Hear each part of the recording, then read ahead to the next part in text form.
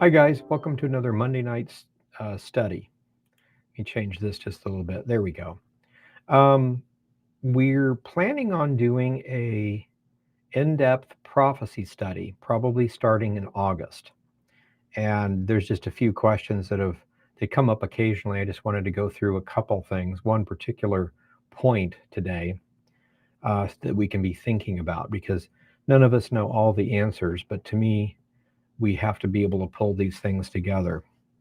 So if we understand the Daniel and Noah and the Ezra Apocalypse as it pertains to the Russian or the Roman Empire, rather, that should get us up to our time, the establishment of Israel. And we need to put any kind of dates that are there together and then kind of format everything and see what's left or how things could or could not fit in. And I think that's really the main thing we need to do as far as prophecy is concerned. And so we're going to start off when we do our prophecy study by taking a brief look at the calendar, the 7,000-year plan, and find out when in there the Messiah died, Israel came back as a nation. There's actually 4 dates that we'll look at. 2 or 3 have already passed, 1 is yet future. So it should be really interesting to kind of see these things together. And then those are the only date prophecies. We'll begin to see what was prophesied, the empires and things like that. So today I just basically want to go through one point, just kind of remind you of things about the end of the Roman Empire, and then we'll have some chat. Also, the cameras and lighting and everything we changed a couple of weeks ago. So that should be really, really good. Last week we had a problem with the sound, so hopefully the sound is good now. Anyway, we'll see what happens. We're still working on it. So you can let me know in the comments if you think it's too loud, not loud enough, it's cutting out or anything like that. So let's go ahead and get started. So basically, let me pull this up to you. This is our study, Daniel 2, and we talk about this every so often, and we're not going to go through it again, but just briefly remember that Daniel sees these empires, and there's an empire of gold, this golden head, which is Babylon. Then there's a Medo-Persian empire of the silver, and then a Grecian empire of a copper alloy, and then the Roman Empire is iron. And then at the very end, there's clay mixed with iron. And clay, it may seem out of pattern, but iron is half of the feet. The other half of the feet is clay, and clay is actually the majority of the elements in there is aluminum, as far as the metal goes. So very contaminated aluminum, unlike the others. So that may or may not have a play in it, but they are metallic, and they are from ores in that sense. So they all have the same pattern. Anyway, these represent different empires. So what we wanted to start off with is each one of these has something to do with Israel.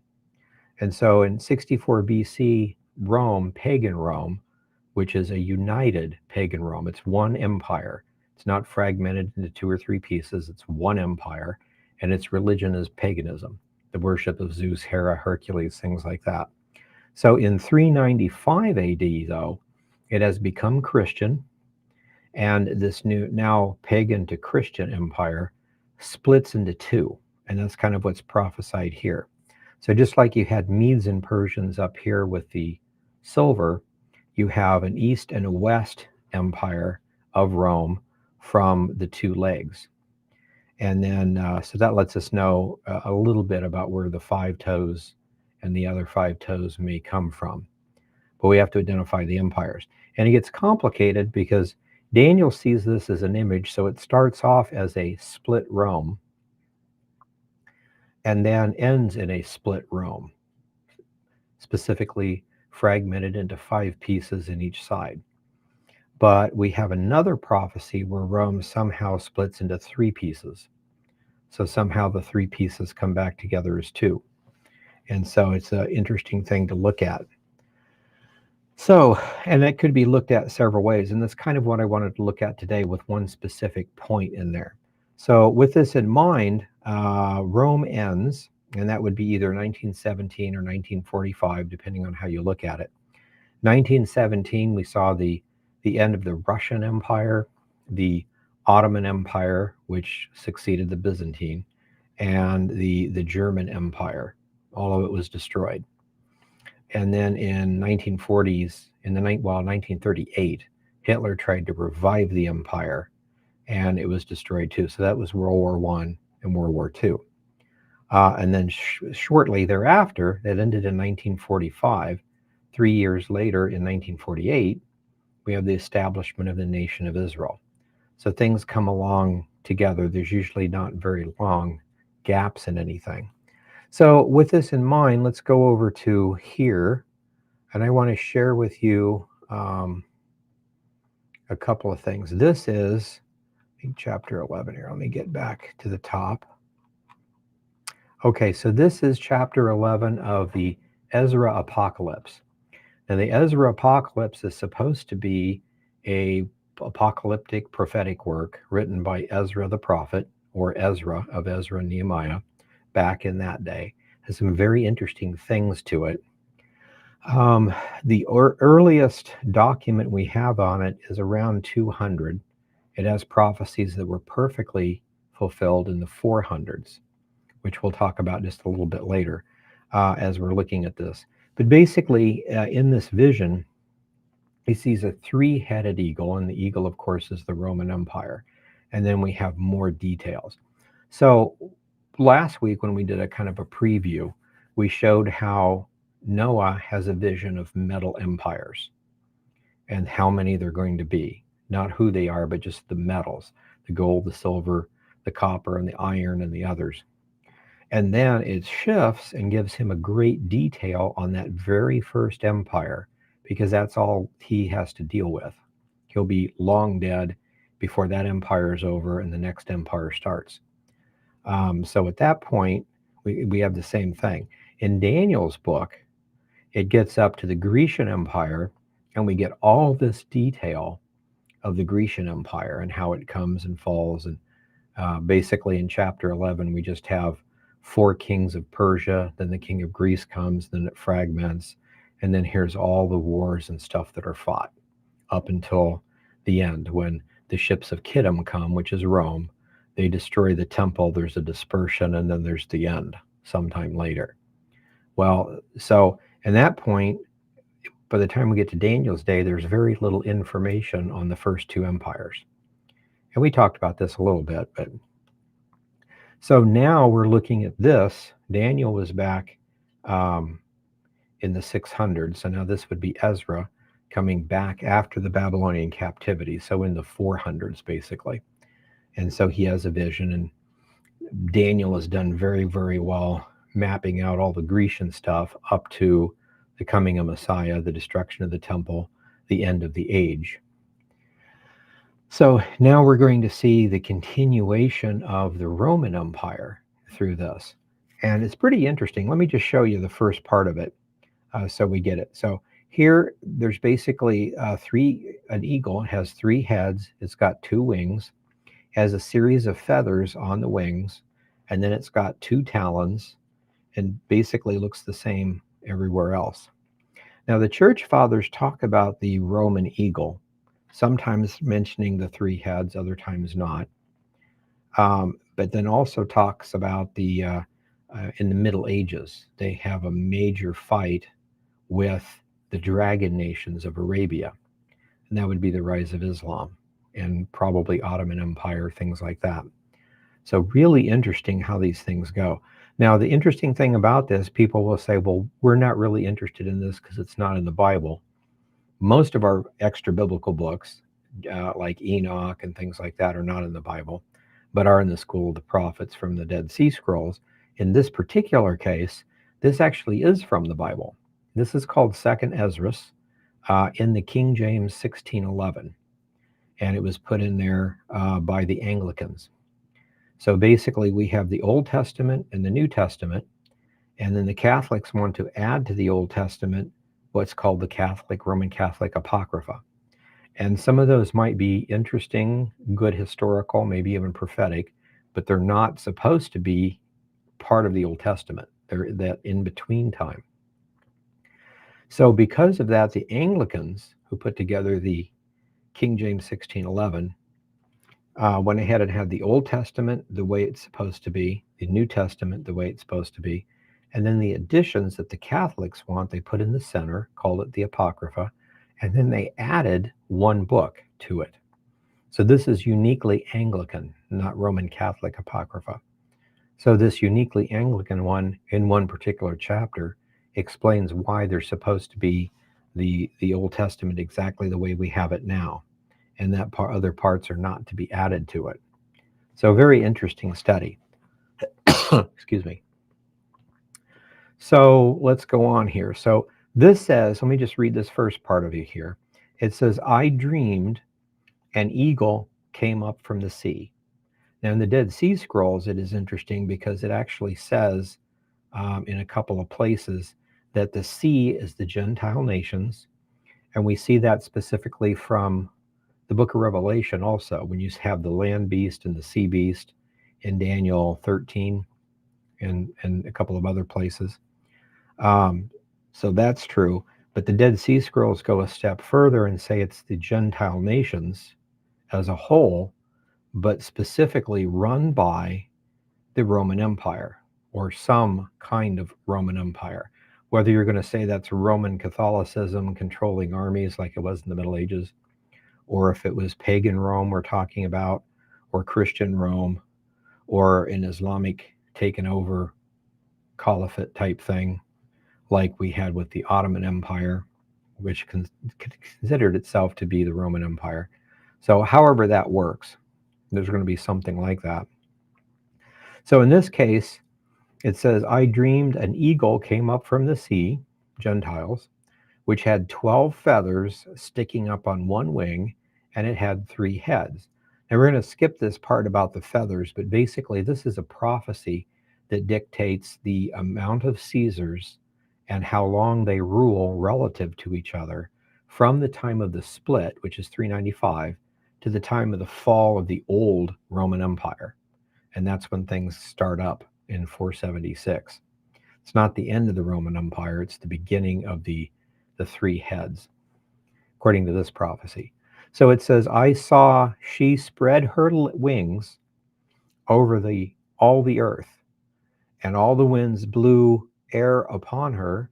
The clouds were gathered around her. Out of her feathers grew opposing feathers, and they became little puny feathers.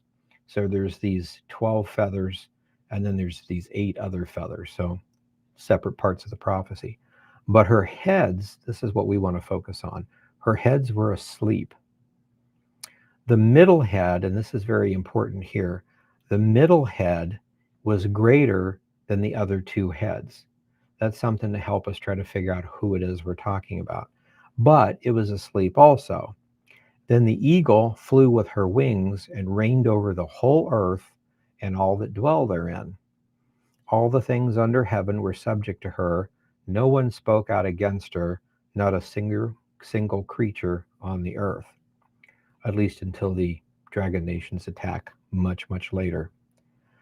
So at this point, this is chapter 11. I'm going to also look at the very beginning of chapter 12 and show you here.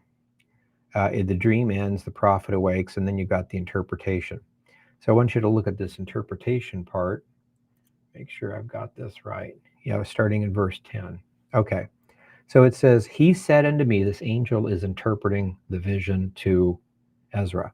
He said to me, this is the interpretation of the vision. The eagle that you saw come up from the sea is the 4th kingdom which appeared in the vision to your brother Daniel. Not that they were brothers, like brothers and sisters, they had the same father, but brethren. We're all brothers and sisters in Christ, so that kind of thing. But anyway, so in the book of Daniel, when you look at the multiple creatures, it's very clear we get the bear, the leopard, and then the goat, and those things. And then you get down to what's called a nondescript beast, which is a different kind of beast than all the others. All of the others were land beasts, and so this one is actually an eagle, and there's a reason for that.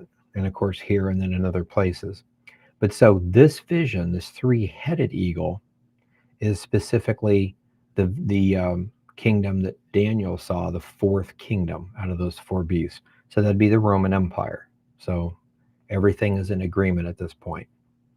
It said, so this is the fourth kingdom which appeared to your brother Daniel, but it was not explained to him.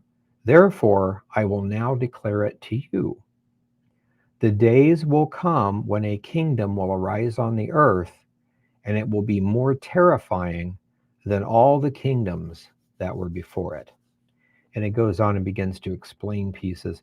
And most of these are interesting because if I was to say I had a dream, and the dream had 5 parts, 1, 2, 3, 4, 5.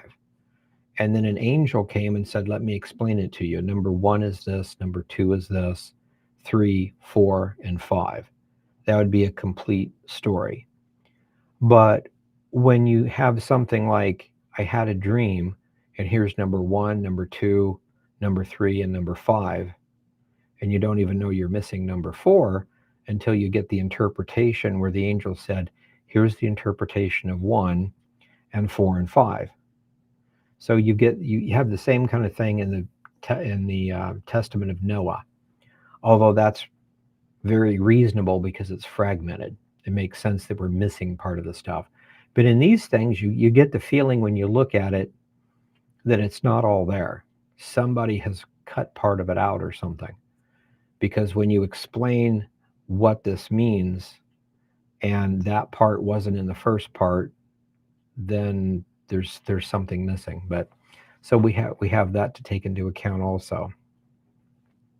But then he explains these other things. So let's go back for a second to number 3, or chapter 11, and I want to focus in under number 2 here, 2 to 4. It says, she saw her wings spread over the whole of the earth. All the winds of the air blew upon her. The clouds were gathered around her. Out of her feathers grew the opposing feathers, became little pruny ones. But her heads were asleep. And this is the kind of the one part here we mentioned before. The middle head was greater than the others. And I think that's the key. So if we look at this, and I think it's pretty easy to understand that we have a united Rome, and then in 395, it splits. And so Rome remains Rome, and the Caesars pick up and move to Constantinople, which starts the Byzantine branch. And then Rome itself continues, so 476 falls and ceases to exist as a empire or part of that. So at that point then, the Byzantine Empire continues to rule. It rules actually for about 1,000 years, from around 400 to around 1453, a little over 1,000 years. So 400 years after this, the 476, specifically the year 800, the Pope of Rome commissioned the Holy Roman Empire to be formed under Charlemagne. And then we have from the 400s, or from 800 rather, to basically around 1800, we have the Holy Roman Empire. So that's ruling in the west, and the east is the Byzantine Empire. Well, the Byzantine Empire falls to the invading Muslims in 1453. And so a lot of people look at this as saying, well, that empire fell in 1453, ceased to exist. But the Ottoman Empire continued to call itself the empire. They inherited it. So in a sense, because all the way through that 1,000 years, you'll have a king and his sons ruling a dynasty, and then somebody comes in, wipes out that dynasty, and takes over. Now, if they're all Catholic or all Orthodox, then you don't think much about it. And these people that came in and took over just happen to be of a different religion, which may be part of another prophecy. But point being If somebody takes over the empire and continues it as the empire, it probably is the empire. Maybe, maybe not, but it's something to look at. So that continues until 1917 with World War II. So we have Caesars ruling Russia, or Rome rather. You have Kaisers ruling in Germany, which at that time Germany was the head of the Holy Roman Empire. And then you have czars ruling in Russia, all claiming direct connections. So Russia's connection is that they claim that when in 1453, when it fell, the daughters of the last Caesar came and migrated basically to Russia, intermarried in the royal line. And so now the royal line of Russia is directly biologically the Caesars of Rome. And you get all that down through the Romanovs. And, all those stories are specific. So, and we'll cover that in detail. But so this is what we're talking about here. But this specific question, let's see here. This specific question, let's go to a list here. And I think this is pretty interesting. This is, and it's just Wikipedia. And if you're like me, it's like, yeah, Wikipedia may not be the greatest thing to be, but this isn't detailed or speculative. We're just asking how many empires are listed and how big were those empires. And so here is I don't know if we can actually get rid of that or make that bigger. That's a little better. Okay, so anyway, looking at the maximum land area, percentage of the world, million square miles or million square kilometers. So the British Empire was apparently the largest because remember, it also had from India all the way through, and then the Americas too. So in that case, the British Empire was called the empire where the sun never sets. Somewhere in the planet, there was a part of the British Empire. Anyway, then the Mongol and then the Russian Empire at 22. We're going to go with kilometers because that was the easiest way for almost all of those are over there, except America would be square miles. The Spanish Empire was 13, and then you go all the way down here to all these different empires that may or may not have anything to do here. Let's stop at this point and go over here. Here is, or actually, let me see here. I want to look at this. There we go. Okay, so here is our three-headed eagle again. And this is just a PDF or a Word document I pulled together. So we're trying to figure out what the eagle represents. So we learn in the text that the body of the eagle represents the old Roman Empire, or the heart of it, okay? And the heads are what the empire ends with. It's the last three big pieces. And then the feathers are other things. So if the body of the eagle is the old Roman Empire, the United Roman Empire, Roman general before the split, the 12 feathers are the Caesars from the split of 395 to 476. So then these heads come sometime after 476. So none of the heads are the old Roman Empire. Okay, and so you've got a right head, a middle head, and a left head. And we're told that the middle head is bigger than the other two. So these are things we try to figure out. So the suggested candidates for the three heads have been America, Europe, the Byzantine Empire, the Ottoman Empire, and Russia. So for instance, China is really big too, but China has never claimed to be the successor to the Roman Empire.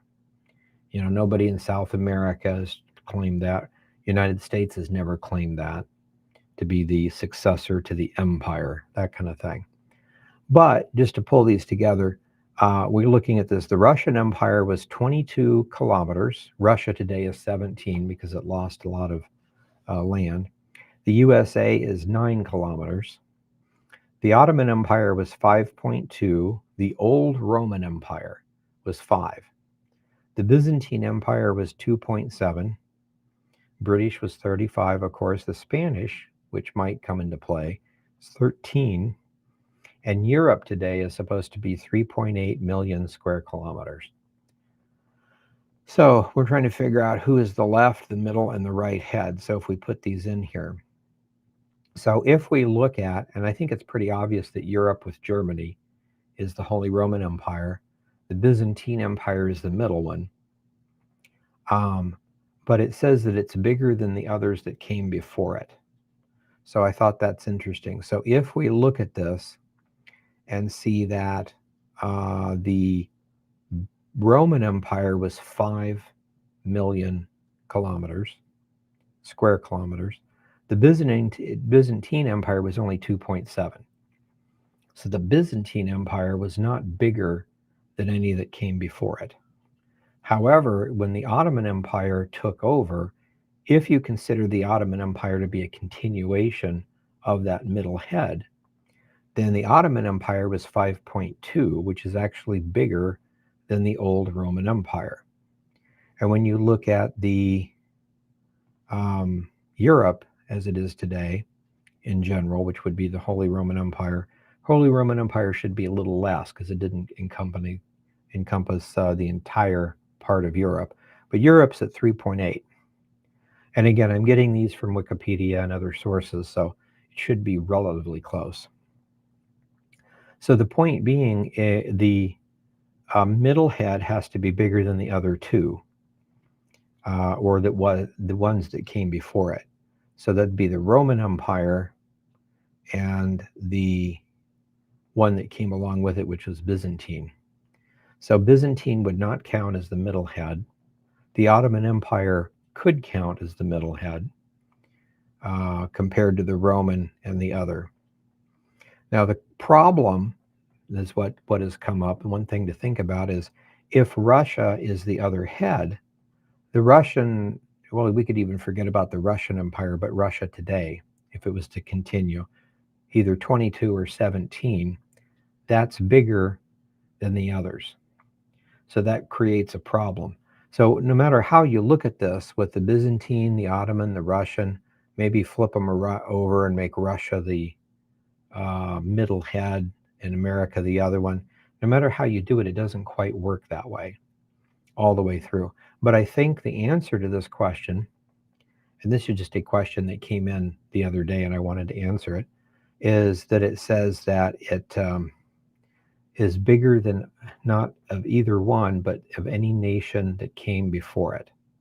So I think that's the key. So it has to be, the middle head has to be bigger than Rome itself, the Roman Empire. So Roman Empire was 5. So in that case, the Byzantine Empire is not the one we're talking about as the middle head. And Europe is definitely not the one we're talking about as the middle head. But the Ottoman Empire would fit. So up to that time. So we could go back and look and see what the Russian Empire or Russia would be at that time to see if this actually fits. Some people have tried to say maybe it's Europe is Holy Roman Empire and Byzantine Empire is the middle head. Ottoman Empire is the right head. But again, that wouldn't fit either because this is bigger than this. And this came after that. So to say that it's bigger than anything that came before it would not fit. So the Ottoman Empire, Byzantine Empire are probably one and the same. And so that's what we're talking about here. And the Russian head hasn't actually started or woke up yet. So there's different ways of looking at this, so we're not exactly sure how this comes together.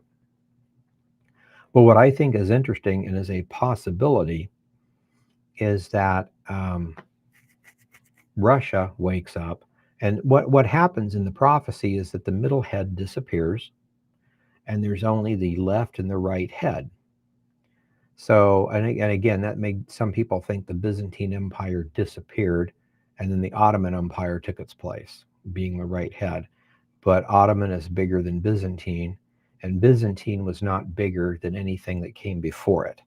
It is definitely not bigger than the Roman Empire here. So that interpretation can't quite be correct. So it looks to me, and this is my guess, I don't know for sure, but this is my guess, is that you have Europe as the left head, the Byzantine / Ottoman Empire, and then the Russian Empire is the right. It doesn't make sense to go these two, and the one on the right is really far south or far north or something. It should be east of there. So that's probably the way of looking at it. Now, if we go back to this, what I think is interesting, going back to the text, if we look at, I think where that was, 11, 12. Okay, here it is. So if we combine these, so in 11, if we look at verse 32, it says, the middle head frightened the entire earth, and it ruled over and greatly oppressed all those who dwelt in the earth. Its kingdom was greater than the kingdom of all the wings that were before it. So that would be the old Roman Empire. So again, if at 5 million, it would not be the Byzantine Empire, but it would definitely be Ottoman as the middle. It would not be Europe, although Europe is west anyway, so that wouldn't qualify. But it kind of works this way. Now with that, if we also put in verse 45, it's in this case, it ends with a lion, which is the Messiah, coming and destroying the empire. So there's pieces of it left up into the second coming. That's what I thought is interesting. Something is left of it, a religion or whatever. Now we know from Daniel and Revelation that the 10 toes or the 10 horns, the 10 nations, are a kind of a revived Roman Empire of sorts. It's a revived Roman, the iron, and a revived Egyptian clay. How that works, we don't know for sure, but those are the pieces to it. But he comes and destroys it. But he says this in verse 45, therefore, eagle, disappear. You and your horrible wings, those would be the Caesars that ruled of actual Rome, your wicked feathers, your malicious heads, your hurtful claws. I want you to think about that, the claws, the talons, and your entire vain body, so that the earth may be refreshed. So the whole thing is destroyed. Now, one thing I want to kind of show with this, and if we can't figure out the stuff in the middle, you can usually figure out the beginning, how it formed, which this part is fairly simple. And then you can figure out how it ends. We know there's a 10-nation empire, etc. We know there's 10 nations that form. They can't work well together because they're too democratic or something anyway. But then the Antichrist is an 11th kingdom that comes in and takes over. 3 of them rebel. He attacks and destroys them. So that leaves 7 out of the original 10, and then he is the 8th. Okay, so I want to share that with you. So what I thought was interesting is the empire has hurt people with its feathers, wings, heads, and claws or talons, and its whole body. Now, when it's destroyed, back in verse 32, I believe.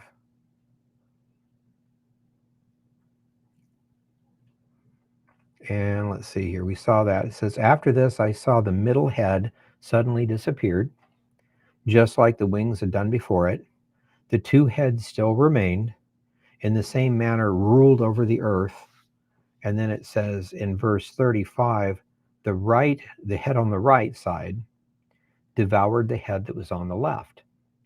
So if we interpret this as Europe and Russia, Russia devours Europe, which has been the fear for World War I and World War II. So this actually happens unless, of course, it's not really Russia, if it's someone else. And of course, that fear was possibly we go Holy Roman Empire, Byzantine, and then Ottoman. But we've seen that that's not the case. Ottoman has to be the middle head. Byzantine/Ottoman is the middle head. And sometime after it is destroyed or is no more, the 2 heads remain. So there's still a Europe trying to be a revived Roman Empire and someone else further east. and Russia is the only one that fits the bill. So what's interesting, though, one of the things that came up was, what if the Ottoman Empire is the right head? Now, it was destroyed, but suppose it comes back. This could be a influx of all the Muslim peoples now being allowed into Europe. And you see what's going on in France and Germany and all these other places, all the demonstrations, and it's looking really bad. They're trying to make it Muslim nations. So if you consider it not an attack by nuclear weapons or anything like that, but an invasion of people that just take over for sheer number, that could be the downfall of Europe. It becomes Muslim. Certain people have said that, and that's one theory. And again, but it doesn't seem to indicate properly here, because it seems like that's the middle head, not the right head. So even though it looks like that's what's going on right now, it looks like Islamic peoples are invading Europe and Europe is becoming Muslim. That may or may not happen, but I don't think that's what we're being talked about here. Whatever happens has to happen fairly quickly, because it looks like we're getting toward the end of the age. So it's very, very important with that. But I do want to share with you one other thing. Here's a picture that I put together for a book that I'm working on. But so this is the three-headed eagle, and the feathers and the wings are gone. That just left the three heads, the body, and the talons. And then all it says is that the heads are gone, and that only leaves the body. The heads and the feathers and the wings and all that stuff are gone, just the body. But then it talks about what we just read, hurtful claws or talons. So the question is, when it says everything was gone, and then it names heads, wings, and feathers, doesn't say anything about the talons. And that would be part of the body, or could be part of the body. But I want to make this point to you. If this is an eagle, and all we have is the body, no heads, no wings, no anything else, but talons are still there. Normal birds, almost all of them, have 4 talons. Now, if there's 4 here and 4 here, that's 8 talons. And this could very easily be showing us the empire, the 10 nations, after the Antichrist takes over, how they morph into 8. So again, the 10 nations, the 11th nation, which is the Antichrist, comes in, destroys 3 of the original 10. So that leaves 7, and he becomes their leader, the leading nation of the group.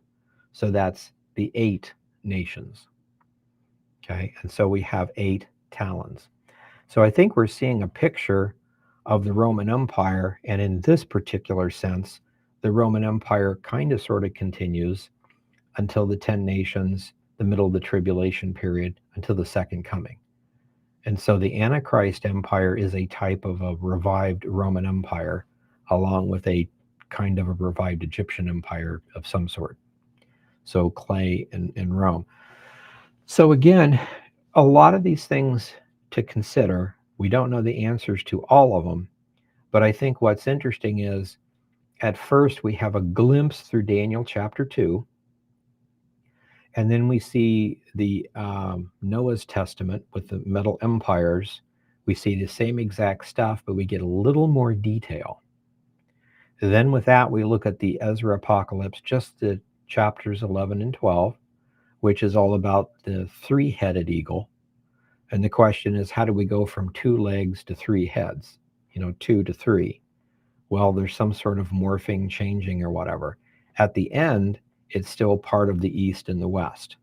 1 leg and 1 leg with toes on it. Should be 10, but after the Antichrist gets through with it, it's 8. So very, very interesting. So if we can identify these pieces, we know that this part is the tribulation period. And so between this part and the Roman Empire as it is now, or was in 1917, 1945, things are happening.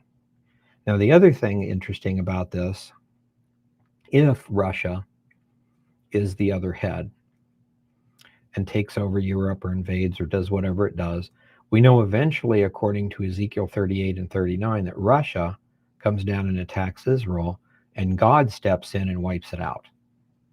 And that might cause a vacuum of power where these 10 nations rise up, and then the Antichrist comes on the scene, etc. So that would be really interesting if that last head is destroyed in that way. And so the only thing left would be the 10 that become these 8 kingdoms.